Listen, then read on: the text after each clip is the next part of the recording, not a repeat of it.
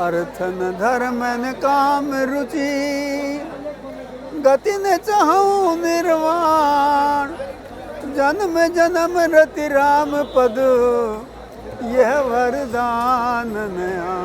मैं बार बार जन्म लूं, बार बार जन्म लूं, और मैं राम जी के प्रति एक मेरा श्रद्धा का भाव हो। और मैंने अपने जीवन में भी यही उतारा है, मैं मोक्ष नहीं चाहता, मैं भी मोक्ष नहीं चाहता। राम जी ने जीवन में 4 यात्राएं की थी।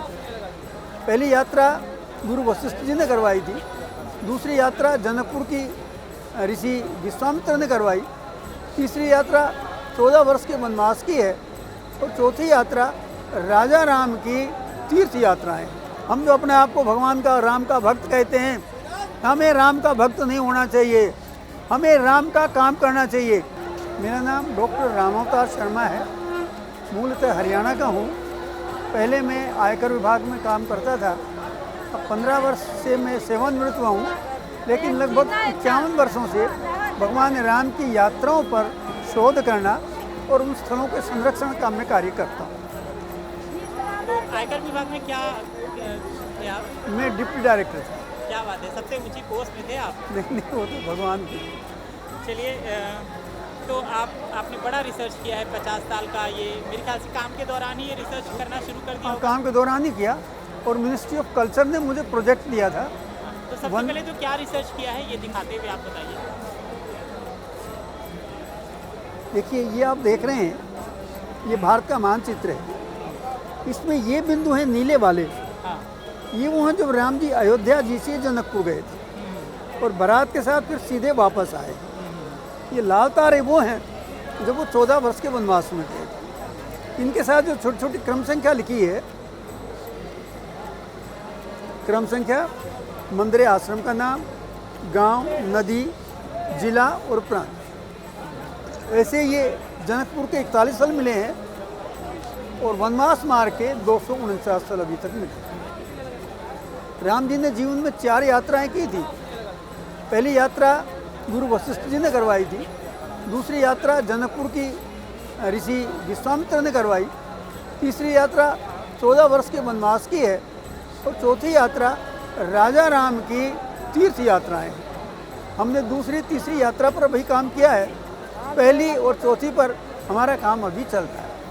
आप नौकरी में थे, गवर्नमेंट की नौकरी में, गृहस्थ आश्रम रहा होगा, शादी वादी? गृहस्थ में था। कब अपना परिवार छोड़ा, क्या जर्नी आपकी क्या है?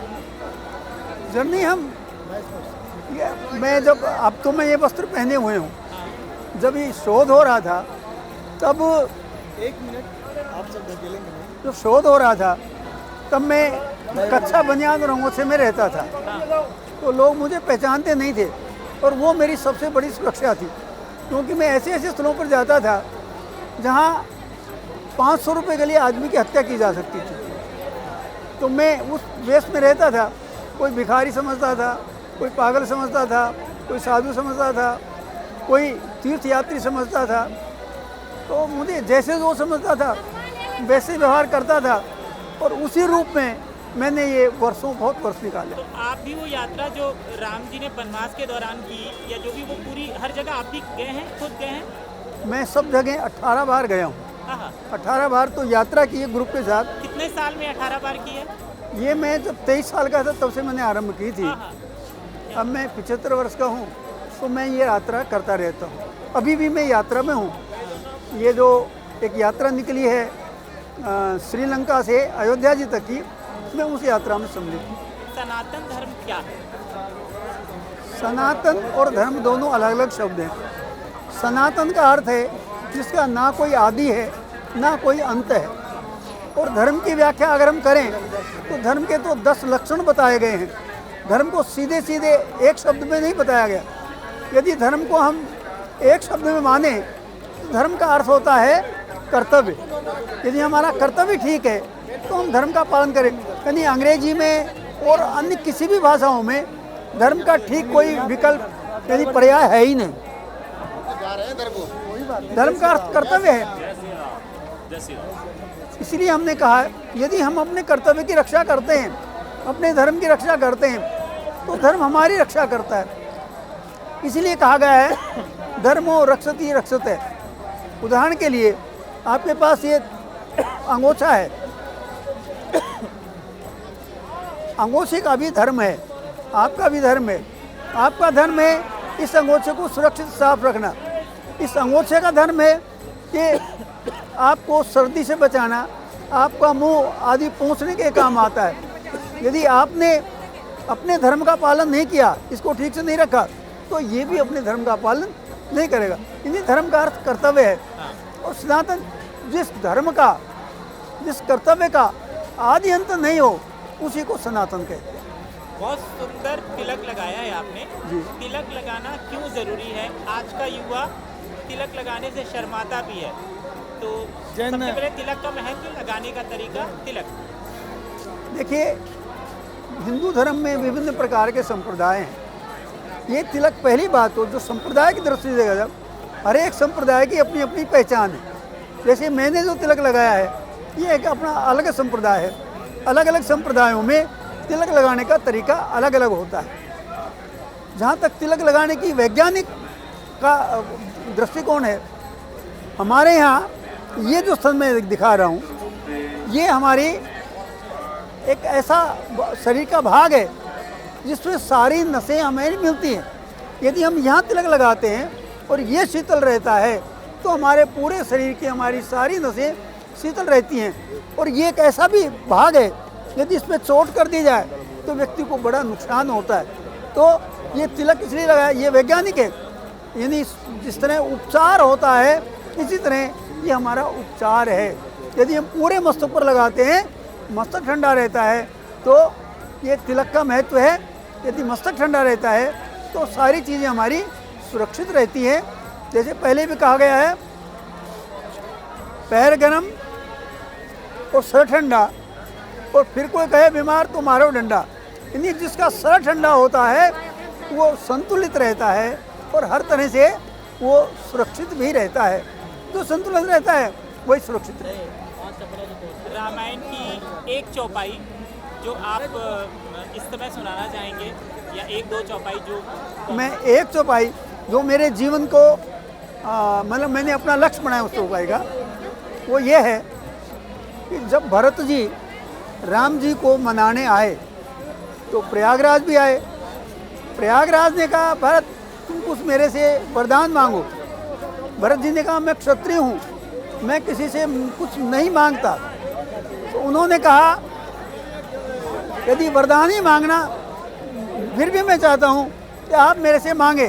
तो भरत जी ने कहा, मैं अपना क्षत्रिय धर्म छोड़कर एक वरदान मांगता हूँ, वो मुझे तीर्थराज दीजिए। और वो जो मेरे जीवन को आज भी मैं समझता हूँ सबको प्रभावित करना चाहिए, वो है अर्थन धर्मन काम रुचि, गति न चाहूं निर्वाण, जन्म जन्म रति राम पद, यह वरदान नया। उन्होंने कहा, मैं ना अर्थ चाहता हूँ, ना धर्म चाहता हूँ, ना गति चाहता हूँ, ना निर्माण चाहता हूँ। मुझे कुछ नहीं चाहिए, मुझे ये चाहिए, मुझे वरदान दीजिए कि प्रत्येक जन्म में मैं भगवान राम के चरणों के प्रति रति भाव रखूं। अर्थात मैं बार बार जन्म लूँ, बार बार जन्म लूँ, और मैं राम जी के प्रति एक मेरा श्रद्धा का भाव हो। और मैंने अपने जीवन में भी यही उतारा है, मैं मोक्ष नहीं चाहता, मैं भी मोक्ष नहीं चाहता, मैं निर्माण नहीं चाहता, मैं भी चाहता हूँ मैं बार बार जन्म लूँ और राम जी का काम मैं करता रहूँ। यही मेरी अंतिम इच्छा। आज के युवाओं को आपका संदेश? आज के युवाओं को संदेश ये है, यदि हम राम जी की संस्कृति की, राम जी की मर्यादा को मानते हैं तो विश्व के सारे संकट टल सकते हैं। ऋग्वेद में कहा गया है कि भगवान कहते हैं, मैं पहले अकेला था, फिर मैंने अपनी लीला से अपना विस्तार किया, और ये जितनी सृष्टि है ये सब मैं ही हूँ। इसीलिए गोस्वामी जी ने कहा है, जड़ चेतन जे जीव जग सकल राम मैं मान, बंधौ सबके पद कमल सदा जोर जुग पान। यानी चाहे जड़ है या चेतन है, ये सभी भगवान के अंश हैं। मेरे हाथ में ये रुमाल है, ये जड़ लगता है, लेकिन जड़ और चेतन अलग अलग क्यों? केवल परमपिता परमात्मा 100% चैतन्य हैं और 100% जड़ दुनिया में कोई चीज़ नहीं है। इसमें भी चैतन्यता है। इसका जन्म हुआ है, ये युवा होगा, बूढ़ा होगा और मर जाएगा। मरेगा कब? जब इसके चिथड़े उड़ जाएंगे तब हम कहेंगे मरेगा। इस तरह इस विश्व में जो भी पैदा होता है वो मरता है और वही हमारा जड़ और चेतन का अलग अलग हिस्सा है। जिस पदार्थ में जितनी चैतन्यता होती है ईश्वर के वो उतना ही निकट होता है। और ये यात्रा है क्या? जड़ चेतन की यात्रा है। हम सब लोग जड़ खेर से ईश्वरत्व की ओर, देवत्व की ओर बढ़ रहे हैं। यही हमारी यात्रा है। जैसे सबसे पहले हम मिट्टी को लें, हम मानते हैं ये जड़ है। मिट्टी का अगला रूप क्या है? पेड़ पौधे हैं, उसमें जीव दिखता है, वो खाता है, पीता है, संतान पैदा करता है। उसके बाद आगे पशु पक्षी होते हैं। पशु पक्षी में सबसे उत्तम गाय को माना गया है। उसके बाद मनुष्य का शरीर मिलता है। मनुष्य अगर अच्छे कर्म करता है तो देवत्व की ओर बढ़ता है और यदि और अच्छे कर्म करे तो वो वही ईश्वर का रूप हो जाता है। मैं ये मानता हूँ, हम जो अपने आप को भगवान का, राम का भक्त कहते हैं, हमें राम का भक्त नहीं होना चाहिए। हमें राम का काम करना चाहिए। पहली बात,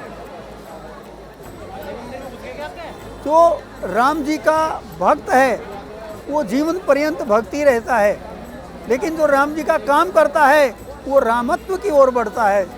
इसलिए हम कहते हैं राम के भक्त मत बनो, राम का रामत्व ग्रहण करो। इसलिए हम एक बात और कहते हैं, जो राम का सो काम का। मैं तो सब जगह कहता हूँ, जो राम का सो काम का, जो राम का नहीं वो काम का नहीं। इसलिए ईश्वरत्व प्राप्त करने के लिए हमें राम की भक्ति और राम जी के काम हमें अवश्य करना।